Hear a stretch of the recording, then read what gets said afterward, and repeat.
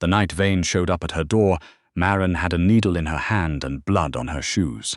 Not her blood, at least, not all of it. The rest belonged to the man she'd dragged out of the alley behind the diner on Kettner Street, the one who'd looked at her with that specific kind of desperation she recognized too well to walk past. She'd gotten him stable enough, called in an anonymous tip to get him picked up, and then walked the 6 blocks home in the dark because the bus had stopped running, and she wasn't about to spend $11 on a ride to a place that barely qualified as an address. She was on her 3rd attempt to thread the needle under the kitchen light, a single bulb, 40 watts, hanging too low over the table, when she heard the knock. Not a knock. A knock implied patience. What Vane did was closer to an announcement. 3 impacts, measured, like a clock ticking down to something. Maren set the needle down and looked at the door, the way you look at something you're not surprised by, but were hoping wouldn't happen tonight. She was wearing a sweater with a hole in the left elbow and jeans that had dried blood on the knee. Her hair had escaped whatever she'd done to it 12 hours ago, and was doing something architectural near her left ear. She looked, in short, like someone who had survived a day rather than lived one. She opened the door anyway, mostly because she'd learned early that not opening the door for men like Vane didn't make them go away. It just made them more interested in the lock. He was exactly as she'd last seen him, which was the disconcerting thing about Vane. He never seemed to transition between states. He arrived fully formed, like he'd stepped out of somewhere else entirely and had simply decided this hallway was where he'd stand now. Dark coat, no tie. Eyes that moved across the apartment behind her the way a surveyor's do, not curious, just cataloguing. "You're not at the office," he said. "It's 9:30, Maren said. "At night. I know what time it is." She stepped back from the door because there wasn't really another option, and because she'd already made the calculation. If Vane was here in person rather than sending one of his people, something had gone wrong with the books. And when something went wrong with the books, that became her problem regardless of the hour. He came inside without being invited, which was also on brand. His gaze tracked across the kitchen table, the needle, the thread, the stained dish towel she'd been using as a work surface. "What is that?" he said. "Suturing thread," Maren said. "I was going to hem a pair of pants." The look he gave her was flat. "At 9:30, I keep unusual hours." He looked at the blood on her jeans, then at the dish towel, then back at her face, with the particular expression of someone deciding how much they wanted to know. "There's a problem with the Harwick account," he said. "There's 3 problems with the Harwick account," Maren said. She walked to the kitchen table and pulled the chair out, sat down, picked up the needle. "Sit or don't. I'm going to keep working while we talk." He didn't sit. He stood with his hands in his coat pockets and watched her work. She was used to being watched. It came with the territory. When you were the person everyone brought their numbers to, when the numbers stopped making sense, you got used to being observed. She'd learned to work through it the same way she'd learned to work through everything else, by deciding it wasn't more important than the task in front of her. "The transfer from the Shell on Tuesday," Vane said, "got flagged." Maren pulled the thread through. "I know. I saw it this morning. You didn't call. I was going to fix it first and then call." She glanced up. "Calling before I fix things is how you get people hovering over my shoulder while I work, and people hovering over my shoulder while I work makes me slower." Something moved across his face. Not quite amusement. Something adjacent to it that he'd apparently decided not to let fully develop. "Can you fix it?" "I already did. Partially. The rest will take until Thursday, because the timing has to be right or will trigger a second flag, and a second flag is the kind of thing that becomes someone's full-time job to investigate." She set the needle down again and looked at him properly, which I'm assuming you'd prefer to avoid. You assumed correctly. Then Thursday. And you can tell Harwick to stop moving money on Tuesdays. His bank runs pattern analysis on Tuesdays specifically.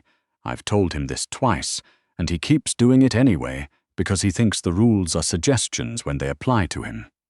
Vane looked at her for a moment. Then he said, "How do you know about their pattern analysis schedule?" "Because I asked." Maren said. You asked. People will tell you remarkable things if you ask them directly and look like you already know the answer. She picked up the needle again. It's a social engineering trick. I learned it from watching people who had more power than me, actually. Present company included. She hadn't meant that last part to come out. It was the kind of thing she thought regularly and said never, usually. She blamed the hour and the fact that she hadn't eaten since noon. Vane didn't react the way she'd braced for. He didn't get colder, didn't do the thing where powerful men reminded you of the distance between you in some language that didn't use words. He just looked at her with an expression she couldn't catalogue and said, "The thread is wrong for that kind of work." Maren blinked. "What? For suturing?" He nodded at the needle. "What you're using is too thick. You'll have more scarring." She stared at him. "I know what suturing thread looks like," he said in the same tone he used to discuss wire transfers. "And I know you weren't hemming pants." "Someone needed help," Maren said after a moment. "On Kettner Street." She went still. "You had someone following me. I have someone following everyone who has access to my accounts." He said it without apology, which she respected more than she wanted to. "It's not personal, it's risk management. Of course it is."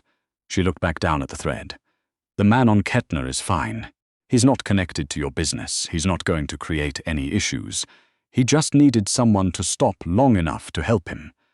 And you stopped. Someone had to." He was quiet for a beat. It was the particular silence of someone rearranging a framework they'd been operating from. "You live here," he said. It was an odd thing to say given that he was standing in her apartment, but Maren understood what he meant. She'd seen his expression when he'd walked in. The microsecond recalibration, the way his eyes had moved over the water stain on the ceiling, the single burner on the stove, the window that didn't close all the way, and was held shut by a folded piece of cardboard she'd been meaning to replace for 3 months. "I live here," she agreed. "You've been with the organization for 2 years. 2 years. 4 months. Your compensation." "Is fine," Maren said, which was mostly true. It paid her rent and her bills and left enough over that she wasn't afraid every time she heard an unexpected sound. It wasn't enough for anything like the neighborhood people assumed she lived in, given where she worked. But she'd made a decision a long time ago about what she was and wasn't willing to ask for, and that decision had to do with needing people less than they expected her to. "Is this going somewhere, Vane, or are we just reviewing my housing situation?" He looked at her for a long moment. "Thursday," he said. "Thursday," she confirmed. He left the way he'd arrived, fully formed, deliberate, no wasted movement. The door closed behind him, and Maren sat in the kitchen under the 40-watt bulb and looked at the needle in her hand and tried to decide what exactly had just happened. She went to bed thinking about the Harwick account. She woke up thinking about the way Vane had said you stopped like it was something that required explanation. The next 3 days were ordinary, which was to say they were not ordinary at all, but had the surface texture of normalcy if you didn't look at the underlying structure. Maren went to the office. She fixed the Harwick situation. She sat in on 2 meetings she wasn't technically supposed to be in because no one had thought to tell her to leave, and she'd positioned herself near the coffee setup, which made her look like she was supposed to be there. She listened. She noted. She kept it all in the part of her head that never really went quiet. She knew more about the organization's finances than almost anyone, including some of the people who thought they were in charge of them. That was the nature of the work. Numbers didn't lie, but they did hide things, and Maren was good at unhiding. She'd learned the skill out of necessity, back when she was 17, and the person who was supposed to be managing her mother's estate had assumed that a teenager wouldn't know how to read a statement of accounts. He'd been wrong. The correction had cost him significantly, and had given Maren something cleaner than anger. Competence. She didn't see Vane those 3 days. She saw his signature on requisitions and his initials on approvals, and once the back of his coat through a glass wall, but he didn't stop. He didn't look. She wasn't thinking about it. She was thinking about the Harwick transfer timing, and the quarterly audit that was coming up in 6 weeks, and the fact that the invoice system for the Delray properties had 3 separate errors in it that nobody else had caught. Thursday morning she arrived at the office early, the way she always did, made coffee in the small kitchen on the 4th floor, and settled at her desk with the specific focus of someone who has approximately 11 things on their mental task list and intends to address all of them before 10 a.m. Vane appeared in her doorway at 8:47. "Is it done?" he said. "It's been done since yesterday," Maren said without looking up from the monitor. "I sent the confirmation to your encrypted line." "I saw it." He didn't move from the doorway. "I wanted to hear it directly." She looked up then, because there was something in his voice that wasn't the usual register. Not warmer exactly, but less armored, like someone who had decided to test whether armor was necessary. "It's done," she said. "Harwick's exposure is clean. The flag is buried. Tuesday is still his enemy and will continue to be, but that's a character problem, not a financial one." The corner of his mouth moved. It was a fractional thing, barely there, but Maren had been cataloguing his expressions the same way he'd been cataloguing her apartment, and she caught it. "There's a meeting Friday," he said. "I want you in the room." She blinked. "Which room?" "The one you walked past twice during the Beaumont discussions and pretended not to." Her face did something she didn't entirely authorize. "I wasn't pretending. You had a coffee cup both times. You don't drink coffee in the afternoons." She looked at him. "Risk management," he said. "I pay attention to patterns." "You could just invite me directly," Maren said. "I did, just now." He paused. "You don't have to perform accidentally being in the right place to be useful. You're already useful. You know what you know and you keep it where it matters. I don't have many people a moment." "Friday," she said. "What time? 8 a.m. I'll be here at 7:30. He nodded. He started to leave, then stopped. He didn't turn back, just said, toward the hallway, "The man from Kettner Street, was he all right?" Maren thought about the call she'd gotten 2 days ago. An unknown number, a man's voice, 3 words, "I'm okay now." She disconnected and added it to the category of things that happened and didn't require further action. "He was all right," she said. Vane nodded once and walked away, and Maren turned back to her monitor, and the room felt like it had slightly different air in it than it had had 7 minutes ago. She couldn't explain that. She didn't try to. The Friday meeting lasted 4 hours and covered the kind of territory that required Maren to keep 2 separate mental tracks running simultaneously, one listening, one translating what she was hearing into what it actually meant for the numbers. She didn't speak for the first 2 hours. She sat at the far end of the table with a legal pad and wrote in a shorthand that she'd invented herself and that nobody else could read, and she watched the room. There were 7 men at the table besides Vane. 3 of them, she knew from their financial patterns, were more worried than they were showing. One of them was less informed than he was presenting.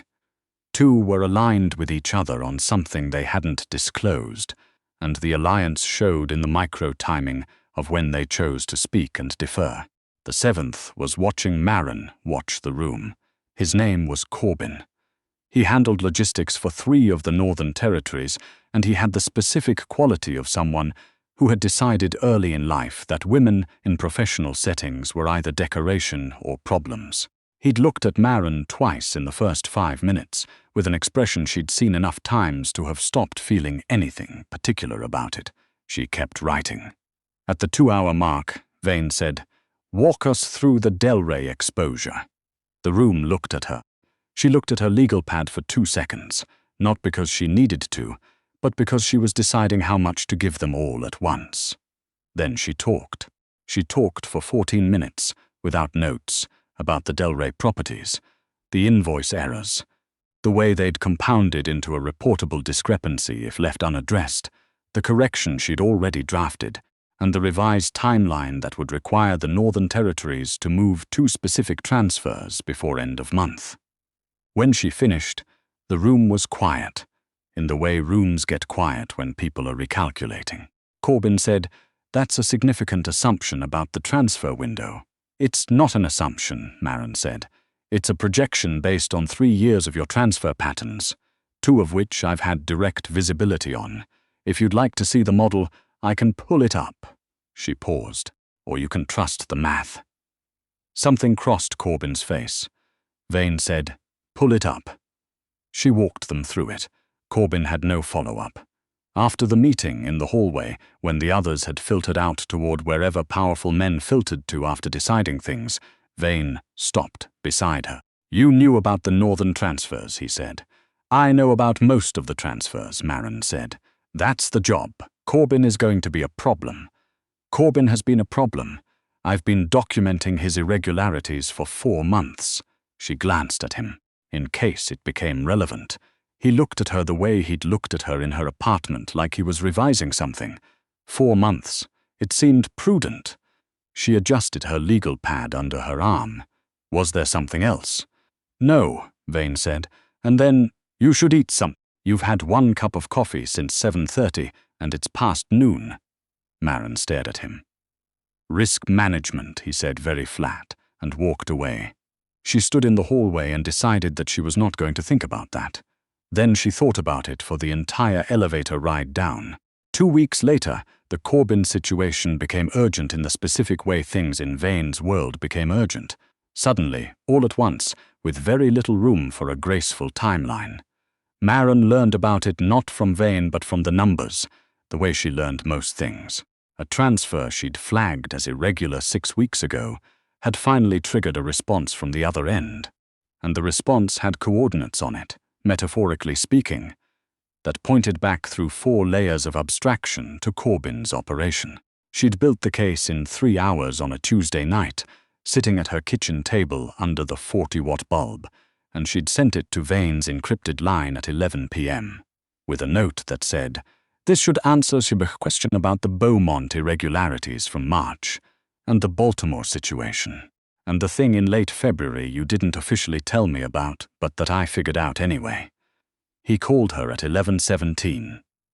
"You figured out the February situation," he said.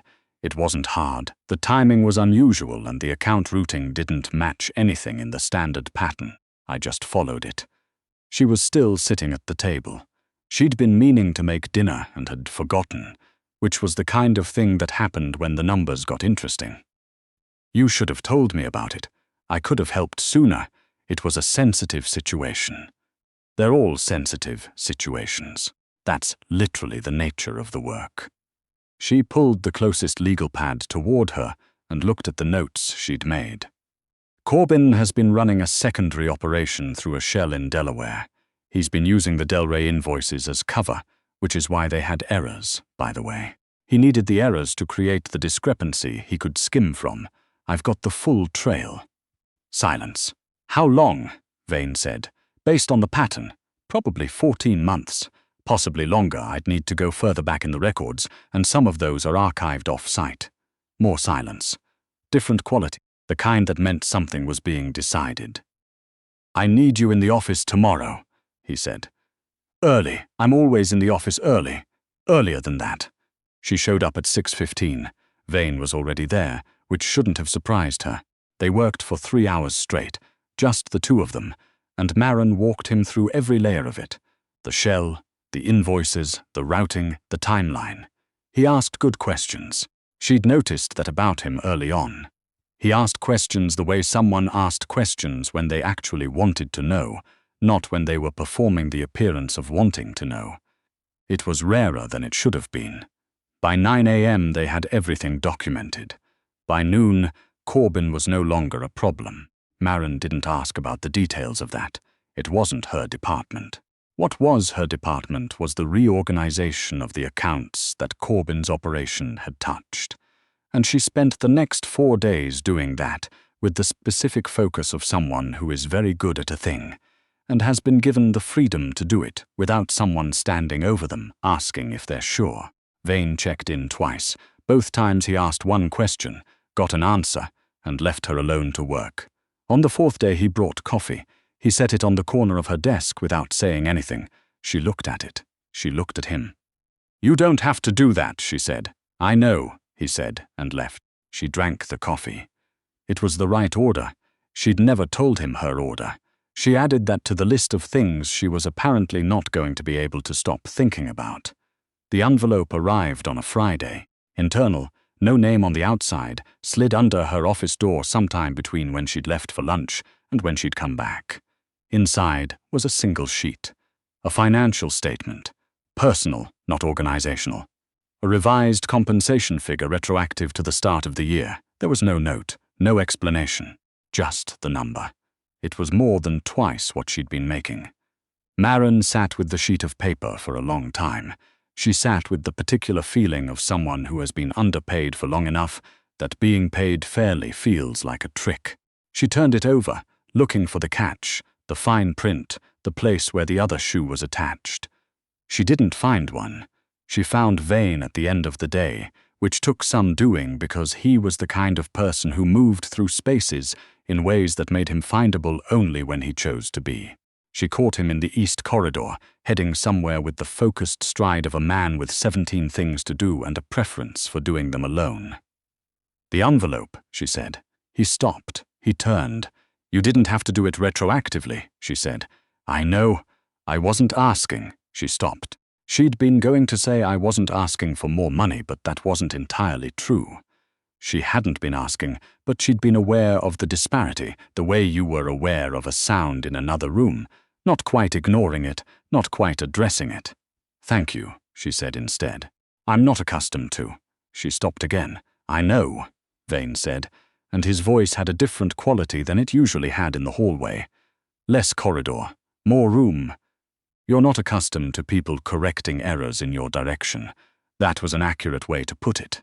It was also a personal way to put it, and Vane wasn't usually personal in hallways. "The work merited it," he said. "It has merited it for some time." "That's not charity." "I know it's not charity," Maren said. "I'm telling you because you looked like you were trying to figure out if it was." She looked at him. He looked at her. The east corridor was empty and fluorescent and entirely unglamorous, and Maren thought, "This is the most honest conversation I've had in a very long time." "I'm going to keep working the same way," she said. "The money doesn't change the work." "I know that too," he said. "Then why?" "Because it was wrong and I corrected it." A pause. Something shifted in his expression. Not quite open, but the door slightly less closed than usual. "And because you stopped for someone on Kettner Street at 9 o'clock at night when you didn't have to." "That's not nothing," Maren said. "That had nothing to do with the organization." "I know. That's the point." She didn't say anything for a moment. "Vane," she said. "Maren," he said. It was the first time he'd used her first name. She noticed. She was fairly certain he knew she noticed. "I'm going to go finish the Beaumont reconciliation," she said. "It's 7 p.m. "I know what time it is." The corner of his mouth moved, more than a fraction this time.